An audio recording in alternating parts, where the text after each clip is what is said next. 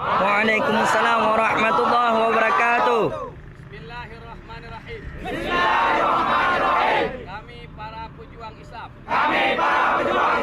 Para mujahid. Para pembela Islam. Yang ada di Aceh. Siap melawan. Komunisme. Atau PKI. Yang ingin menghalang-halangi. Umat Islam. Untuk beribadah. Merayakan hari raya umat Islam. Menyambung silaturahmi sesama Islam. Dengan berbagai macam alasan. Kami siap melawan. Kebijakan. Yang anti syariat.